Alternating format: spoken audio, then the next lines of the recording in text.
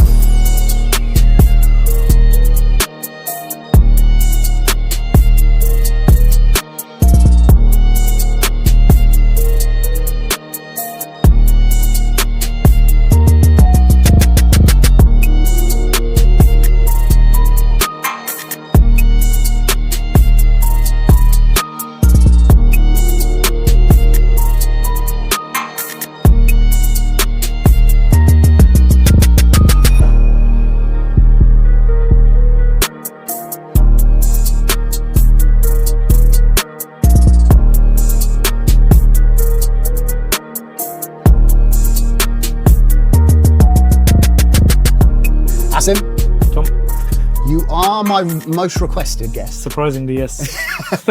Why do you think that is? I think is probably a lot of your followers are probably people who are training martial arts, jiu-jitsu, and we are the newest and as of now probably the most successful gym in the area. Yeah. So I'm the coach of the gym, so it's quite natural probably that people want Interesting. to find out a bit more about me. How long you had that? When did you open the gym? So we opened up in May 2025, so last year. So it's been 9-10 months. And it was a complete accident already. So I've been working in financial services for the past 15 years. Got made redundant for the 5th time last year, exactly this time last year.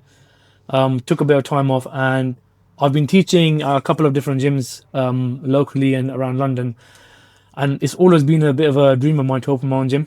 Being made redundant for the 5th time really gave me that push to kind of get out there and actually try it. Yeah. And I think I've really been surprised actually how quick everything's taken off. So just because of my experience, how much I've kind of, how much I've trained, how much I've competed, I knew I would eventually make a successful fist of it, but I just didn't imagine it to be this quick. Really. Yeah. It's funny, isn't it? Because I started my first business because I got sacked from a job. I was being forced into these situations that at the time seemed like a bad thing. Yeah. But like, at the end, it turned out to be a good thing. But I'm a great believer in everything happening for a reason. Obviously, as you know, the viewers possibly don't. I'm a practicing Muslim. Yeah. I believe in God, and I feel like everything happens in your life for a reason. God's putting you through something for a very particular reason. And if I think back in my life, sort of not just this instance, but other things as well that have happened, at the time, I'm kind of really thinking, oh, why is this happening to me? But you only see the wisdom later on down the line, like 50/50. So I got made redundant as I've got 2 kids, I've got a wife.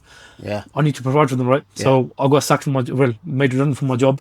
And I'm just thinking to myself, why has this happened to me again? But then that led me now into this, where I'm probably I am earning more money than I was from my full-time job. Awesome. And it's my own thing. Yeah. How many members you got? Do you know? We've got loads. Yeah, we've got over 100 now, I believe. Yeah, awesome. I need to do a proper check about over 100. Yeah, awesome. And just for anyone who doesn't know, this club is also like super welcoming. Yeah. So you encourage people to drop in on Saturdays for open mats and stuff. So every Saturday we have a free open mat, which everyone's welcome to come to.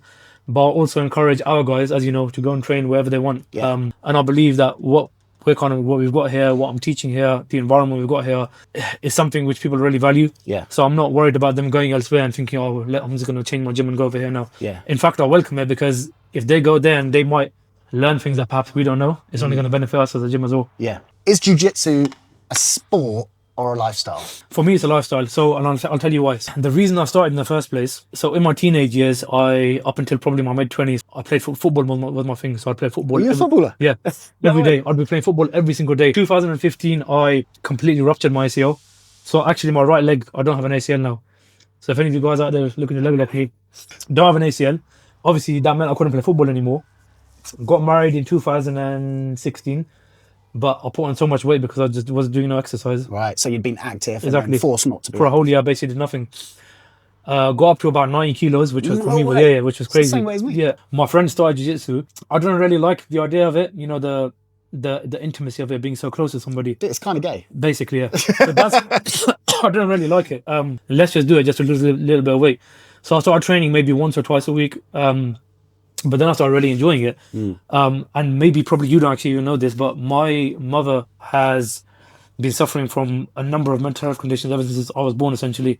Right. So she's got paranoid schizophrenia, she's got bipolar disorder, No shit. ADHD, OCD, so pretty much everything you can think of. A year or so into it, she had a really bad episode where she basically ended up in the mental hospital for a week. No way. They were quite gracious to us because they allowed us to stay with her throughout the day. So, for example, me, my brother, my dad, we would take turns to go sit with her during the day. The hospital she was in was right next to Roger Gracie Academy in Aylesbury, where the head coach is Kev Capel. Kev Capel. Kev Capel, exactly. So for me, it was kind of like I'm finishing my shift not shift, but kind of sitting with her. My brother would come and take over. I'd go and train jiu-jitsu. But just that hour and a half that I was on the mats, I completely forgot about everything that was happening in my personal life, because it was quite a traumatic time for us, because the last episode she had before that, I was quite young, so perhaps I didn't really remember everything. But now... We were old enough to know what's going on, yeah. Exactly. So it was a very stressful period in my life, but I realised that time that I was on the mats, I was just able to forget about everything, and nothing else kind of, not in a bad way, but nothing else really mattered, apart from not trying to get choked out or not trying to get my bloody arm broken, right? Yeah. So I was working in London at the time, actually, and then I was lucky enough to find a gym there. Grand Union Jiu-Jitsu in London. It's a great gym. If you're ever in the area around Farringdon, Chancery Lane, check it out. Started training there 5 days a week because I was working around the corner. By this time I was kind of like early to mid blue belt. So this is when I really started actually falling in love with Jiu-Jitsu. Then COVID happened. So I stopped for a little while, but then I realized I need to keep going. I can't not do it, exactly. Yeah. So me and my brother got hold of some mats like the ones we're sitting on now. When I was living, at the time I was living in a flat. So we'd literally just go out in the communal garden every day and just train there.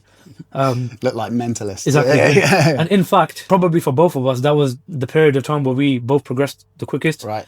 Because there's quite a massive skill gap between us at the time. So it just meant that I was able to slow everything down and really focus on what I'm doing. But he got better at escapes consequently. So we both basically got better. So for me, I think it's obviously now it's a lifestyle because it's my job. Yeah. But even from the early kind of starting period, for me, it's always been a lifestyle because it was never a sport. It was never a sport, yeah. So I started it to lose weight, which is more of a lifestyle thing because I need to get fitter and get healthier. And then obviously stuff happened with my mum. So then I realized this is actually a really great tool for me to kind of manage my own mental health, keep it in check, keep it regulated. In order for someone to be successful in jiu-jitsu, whatever successful means, what kind of character traits do you think they need to have? Patience. Patience is probably the key one, I think. And I think we were just literally talking about it in the class now with Bo. Jiu-jitsu is an art which, if you've got an ego, if you don't have patience, you're not going to last very long. So many white belts that walk through the doors, they kind of get disheartened. And one guy actually, when we first opened up here, but after about a month, he's like, look, I just need to quit. I'm just not getting anywhere. And I said, look, this is the kind of martial art where you have to be patient. Unfortunately, you're going to get your ass kicked for about a year every day. And there's just no going over that. You have to get past that initial hurdle. And I said to him, there's going to come a time when just how I'm teaching you now, you might be showing another new guy, oh, this is how to do this, or put your arm here. Literally 3 or 4 months later, another new guy walks through the door, paired them up together, and he's showing him what to do. Then I said to him, look, remember what I said to you 4 months ago? Yeah. You're in that period now where you're showing other people what to do. Now you're tapping people out. I think patience, perseverance is probably the most important factor. And I think the willingness to work hard. I don't know what your take on it is, but I believe any of the 7 days a week, hard work will outstrip talent eventually. Yeah. And I had this conversation with one of our younger members recently who is quite talented, but he's not really been putting in the hard work recently. So I had to kind of pull him aside and say, I know you're talented, but it's kind of getting to your head a little bit because you're slacking off. I was never talented at Jiu-Jitsu. I got to where I am through sheer hard work. For example, look, I've got 2 kids, I've got a wife, I've got responsibilities at home. If I know, okay, during the day I'm going to be busy, and this has happened countless times, during the day I'm going to be busy, evening I'm going to be busy, I'll wake up at 5 o'clock in the morning so I can go and train Jiu-Jitsu. Yeah. So I think sacrifice, hard work, perseverance, and just patience, yeah. It is interesting. Even at the point I'm at now, a few years in, and I have seen talented people come and go. Yeah. And I've seen people, you know, I'm the same as you, like that I did not take to Jiu-Jitsu naturally. And, but I've started to outlast people. Exactly. Just by the work rate. hanging in there. So, do you know what I mean? So for those who don't know you or follow you, they don't know that you compete a lot. Yeah. Right? Do you have any idea how many times you competed last year? Last year I competed 18 times. I mean, 18. Whilst running a full-time academy as well. Right. What is it that you hope your students and the other guys who are members, what is it that you hope that they gain from watching you compete that much? Just setting the example. If I look back at situations in my life, right, personally myself, I can't really take anybody seriously who's telling me to do something when they don't do it themselves. Yeah. So if I strip it back even to my childhood, so for example, my dad smoked cigarettes. I used to smoke, I started smoking when I was a kid, and he found out and he told me not to smoke. But in my head, I'm thinking, well, you smoke? Yeah. You know what I'm saying? Yeah. So what you're telling me not to smoke, but you're doing it yourself. Yeah. Same thing here. So I can't expect you. So for anyone who doesn't know, we're a very competitive sort of gym. So we're obviously, if you don't compete, we're still, like you said, very welcoming. People are more than welcome to come. But I do push people to try and compete as much as possible. So we've got the competition coming up in a couple of weeks in Wickham. And I checked the list yesterday. So we've got 47 adults and kids signed up for the competition. That's crazy. Which is almost 50% of the gym, in fact. Yeah. Because we've got around about 100 members, right? So my reason for competing so much, and last year probably was my most active year of competing, because in my head I'm thinking, well, if I'm asking people to compete, because essentially when you guys are going out and competing, you got my badge on your back. Yeah. And so essentially you guys are growing my brand. So if I'm not willing to put in the hard yards myself, I find it incredibly selfish and just incredibly lazy as well. Look, this isn't a knock to anyone, by the way. I don't want any coaches out there to kind of feel like I'm, taking. It's just your approach. It's just my approach, and I'm not saying it's the right approach, but for me, it's the right approach. And I feel like not just in jiu-jitsu, but in life in general, there's many different ways to get to the same destination. Yeah. And this is just my path. I feel like I'm the kind of person I have to lead by example. So obviously my team is Liverpool. My favorite player growing up was Steven Gerrard. So I don't know whether Steven Gerrard was the kind of person who he'd take the game by the scruff of the neck and he'd lead the team by example. So I always looked up somebody like him, and I thought if I was in a leadership position, that's how I'd want to be, leading by example. And now I have found myself in that leadership example where people are coming to me for guidance, not just about jiu-jitsu, about the personal matters as well. Yeah. So I feel like I have to be that example. I have to live that example that they aspire to be. How much of what you do is jiu-jitsu and how much of it is mentoring young men? I think the two really, honestly, they really go hand in hand. Yeah. Because we've got a lot of our members actually are kind of guys, late teens, early 20s, coming at that kind of crossroad in their life where they're a bit unsure about what they're doing, which path to take. And it could easily go wrong. So going back to one of our younger members, so recently, and again, he's one of the more talented guys who I'm hoping to push into competing, teaching, going quite far in the sport. Somebody told me that they kind of saw him vaping. Yeah. So look, I've got no authority. We talked about I've got no authority over him. I'm nobody to him. I'm not his parent.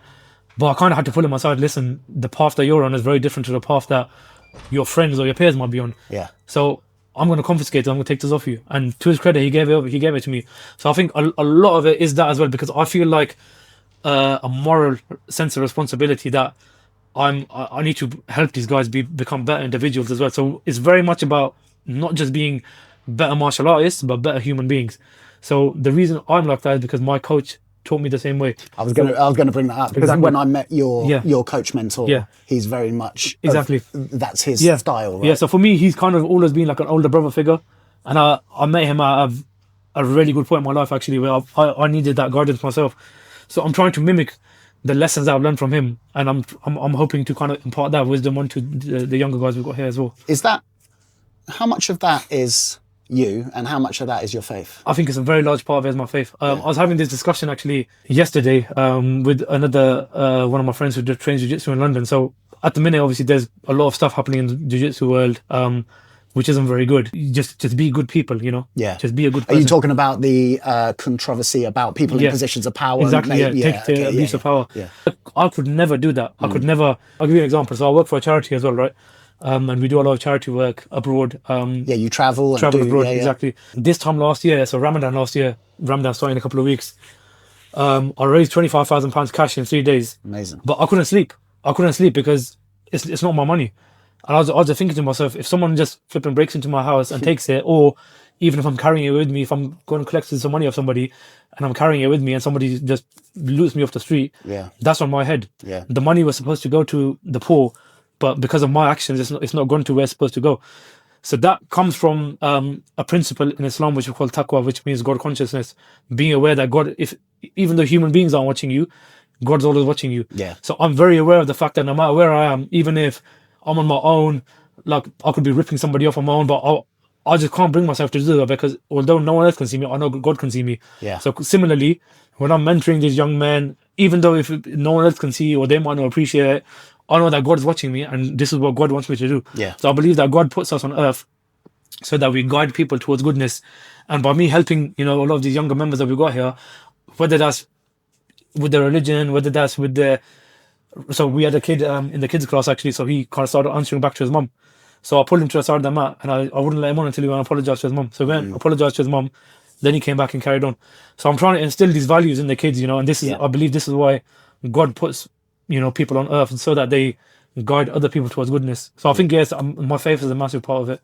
Can we talk about Polaris? Yes. So for those who are uninitiated in jiu-jitsu or uninformed, Polaris is the biggest is it the biggest in Europe? Biggest in Europe, yeah. And you're competing. Yep. Got the royal invite this year. Yep. But you're competing during Ramadan. Yes. You're going to be fasted. Yep. You won't have drunk any water. No water, nothing. Talk to me about your mindset going into that and why you've chosen to compete even though it's Ramadan. So primarily, the thing with these kind of promotions is not everybody gets the chance, as you know, to go and compete. Yeah, it's a privilege. It's a privilege, exactly. I'm privileged to be doing jiu-jitsu. I'm privileged to be called on to a promotion like this. So I was never going to say no anyway. But in regards to the fasting thing, I'm not going to, it's no excuse. I really believe that it's mind over matter. In fact, I've realized over the past couple of years, when you're fasting, as much as kind of science says it's not good for you, me personally, again, look, everyone's different. I find that my kind of mental clarity is so high when I'm fasting, and I feel really sharp. Physically, obviously, there are certain limitations because you've not eaten or drank anything since dawn. I'm not gonna let that hold me back. I'm a big believer in kind of mind over matter as well. If you tell yourself and you kind of make yourself weak by creating excuses inside your head, then you're setting yourself up for failure. But if you can keep telling yourself, so I always say to people that you really have to champion yourself. So I'm championing myself. If you can't back yourself, exactly, no one's going to back you. Yeah. So I'm really backing myself here, and it's mind over matter. I mean, it's not an excuse. I've competed last year. I competed while I was fasting as well, and obviously it's difficult, but it's not something that I've not done before, and I'm definitely not going to use it as an excuse, because, like I said, the mind is a really powerful thing, and this again because I've grown up in a household where there's various mental health conditions. I believe a lot of it really is if people can get positive reinforcement rather than negative reinforcement. Because again, going back to my mom's example, she's just labelled as a mental health patient, and she's carried that label throughout her life. So when people see her, they kind of look at her through that lens, but no one really kind of picks her up and says, "So no, you're fine, you're okay." I believe if you can tell yourself you're okay, then you will be okay. Yeah. But the minute you start making excuses for yourself in your head, you're setting yourself up for failure. You know what? When I had chemotherapy, I was having a conversation with my pharmacist, and she said something to me along the lines of like, listen, if you choose to suffer, you're gonna suffer. Yeah. If you choose to endure, you'll endure. Yeah. And it is there's a lot of mindset in 100%. in that stuff. Definitely, I agree. You have, I've noticed that there's lots of people in here from different faiths. Yeah. And faith seems to be a theme that is strong here. Yeah. But on the mat, there are, Muslims, Christians, it's why do you think that that's happened like that? I mean, the thing is look, it's religion aside, going back to what we just spoke about before, just be a good person. And I think we're really blessed that we don't really have any of those type of characters, you know, who are going to come in and antagonize somebody, regardless of faith. Well, regardless, they wouldn't last long here, right? exactly, don't last long here. But we've got really good, put faith and religion, everything else to the side. We've just got good people here. So when you've got good people in one place, you're going to create that kind of environment where you've got people from different backgrounds, different religions. One of our members, Dave, who's a very, you know, a practicing Christian. Shout out Dave. Yeah, big Dave. So he came along with me to Lebanon, where we were primarily. Yeah, I was surprised to see that, like devout Muslim guy, Yeah, devout Christian guy, exactly, yeah. in a, you know, the goal is shared. Right? Yeah, exactly. The goal is shared. So he came with us to the charity deployment. But then while we were out there, so I made a point of making sure that we go and visit some churches as well, because obviously Dave again is a practicing Christian. So because he came and helped us, I thought it'd be really nice if we actually go and do something that he wants to do as well. Not that he don't want to do a charity work, but so we went to a couple of churches there that he visited, which were really kind of famous landmarks as well. So we have got a lot of, you know, people who are practicing Muslims here. But again, Islam tells us to be good to everybody, not just Muslims, to your non-Muslim neighbors, to Christians, to Jews, Sikhs, Hindus, whoever they may be, atheists as well. So even if we may not agree with what somebody does, so we're taught to hate the action but not hate the person. And I think that really is, you see that in evidence here. Like, You feel it here. yeah, exactly. Yeah, I'll be honest, right? I've been around Muslims my whole life. yeah, There's something different here. Yeah. I think like to your credit, like you are a great example of a Muslim. Yeah. And you know, you and I have had private discussions yeah. about things that you see in the press, Yeah. or you hear people talking about, and then I'm like, that's not my experience. of exactly. Islam. Yeah, exactly. Yeah, Do you yeah. know what I mean? And similarly, I might look at somebody who looks like you and think, okay, well, he might be of a certain way of thinking, right? But that's not been the case with you either. Getting to know people is really important. Yeah. Because if you just really isolate yourself into your own communities, amongst you, it'd be very easy for me to kind of stay amongst, you know, the Muslim people or the Pakistani Asian people and not integrate with people like yourself, right? Yeah. But then this wouldn't ever happen. Then we wouldn't ever get the opportunity to do this. Yeah, but the thing is, you can integrate without compromising. Exactly. Yeah. And you know, like I've come here and there's groups of guys praying on the mat before class, exactly, yeah. and it's like, and you know what? It gives a feeling of like, I don't know what that feeling is. You know, Yeah. I'm obviously not Muslim, but Yeah. I like being around it Yeah, because I just like the fact that people are. They're that welcoming, but like they believers, you know, Yeah. like there's something powerful in that, you know. Yeah, I agree. and I think that you've got to be in a place like this to feel that. No, You I can't agree. describe it to someone. No, do I you know what I appreciate mean? that. Yeah. How do you know when someone is ready for the next belt, the next level? So again, because we are quite a competitive gym, so the competitive element of it obviously is quite big. Yeah. How they're doing our competitions, are they winning all the competitions? So Hasib, for example, so he's been at the level for a while, but he's won his last 4 white belt competitions, and we recently gave him his blue belt. So I could have just kept him at white belt and stacked up medals for the gym, Yep. but there's no point. I feel like when somebody's ready for the belt, they should get it. Consequently, I feel like if you're giving them a belt too early, it's a massive disservice to themselves, to you, and to the martial art, because it's really watering down the level everywhere. Then you might have, if I give somebody a blue belt tomorrow, just with the hope of maybe, oh, I don't want him to go anywhere, so I better give him a blue belt. His name is attached to me for life now. So if he goes out and competes, gets absolutely destroyed, if a white belt walks through the door here, just destroys him, he looks bad, I look bad, and the martial art looks bad as well. Yeah, and it doesn't do him any favors on the grand like journey, right? Exactly. Yeah. Because he's not at that level yet. So, and I've actually seen people quit jiu-jitsu because they've been graded too early. My blue belt a bit too early. Yeah. And I think my coach at the time hoped it would like spur me on. Kind of had the opposite effect. Yeah. And I had to have this conversation with myself where I was like, oh, just stick at it, you know. Yeah. But see, that's the thing. It could go one of two ways. So even though you might give somebody a belt, it doesn't necessarily mean that every single area of their game is at that belt. They may have aspects of the blue belt, of the purple, of the brown belt. And like we said at the grading, the rest of it now is up to you. So my brown belt, and I wanted to test myself straight away. So I got my brown belt. I remember it was a Monday evening. There's a competition on the Saturday. Registration is closed.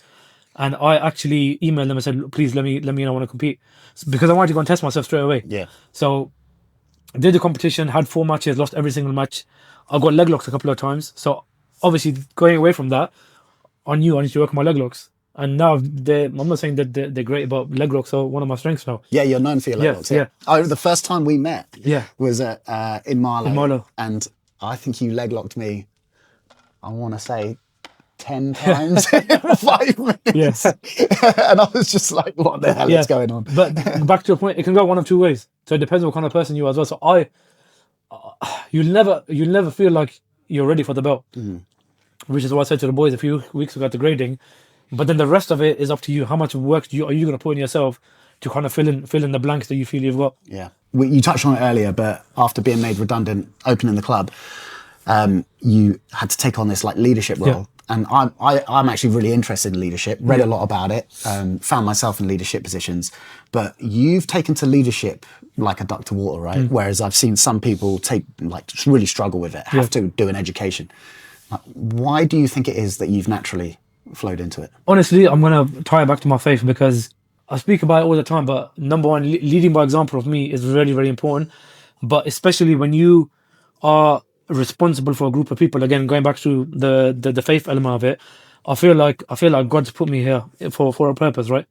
God's given me a group of people that are coming here. So we mentioned before, countless times here I've spoken to people about things happening in their private life, or we sit back after class, talk how we're talking now, and they're saying, oh, this happened in my life, this happened in my life. And I'm doing my best to try and, give them some form of guidance. But yeah, for me, my faith is a massive, massive part of it, because I feel like God's given me that responsibility. I really hate that hierarchical thing where, again, going back to the BJJ stuff that's happening recently, the reason why that's happening is because there are these hierarchical structures, and people higher up are kind of taking advantage of people towards the bottom. Even though they might not deserve that. Even though they don't deserve it. Really, I've made a point ever since day one that I'm going to clean my own mats. I'm going to hoover my own mats, you know? Yeah. Because I don't want people to feel like I'm different to them. Although I might be the coach of the gym, I might be the leader, quote unquote, of the gym, I'm no different to any of you. I'm a human being just like the rest of you are. Yeah. I'm on the same level as you. I don't want anyone, and I don't want to be put on this pedestal, because we've seen how that can go wrong. Yeah. And this is any kind of structure in society where there's hierarchies of power, somewhere along the line, someone will take advantage of it. Now, me tying that back to my faith, that could never be me, because I know, although, okay, he's not watching me, I might scam him, I have a little bit of money, God's watching me. And so we believe in a concept called the Day of Judgment. It's when there's going to be a day when everyone's judged for their actions, right? Yep. So I'm going to be asked for every single thing that I did on this earth, every penny I spent, every word I spoke, every step I took. What kind of answer will I be able to give to God if I'm here taking advantage of people?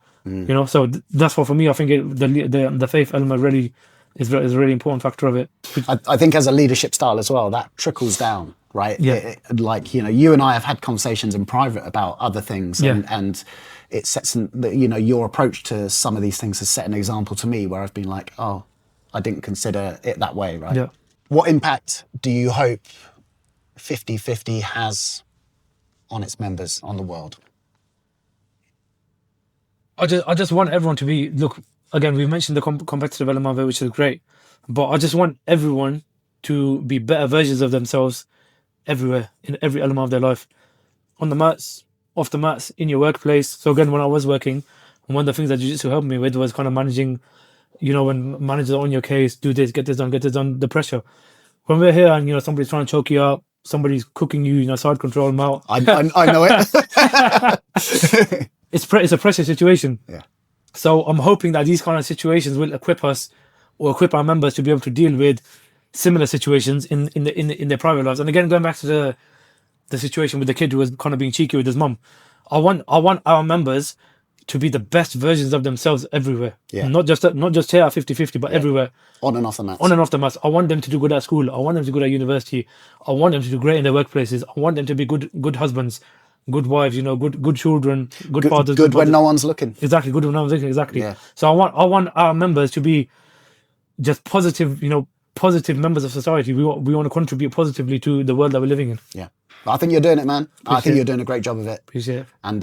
And I know that you've had a big impact on some of the members here. You've had a big impact on me personally. Appreciate it. Thank you very much. And I've really enjoyed training with you, getting cooked and choked by you. And I appreciate you for sitting down. No problem. Right, thank you. No problem. Nice one, Tom. Thank you. Man.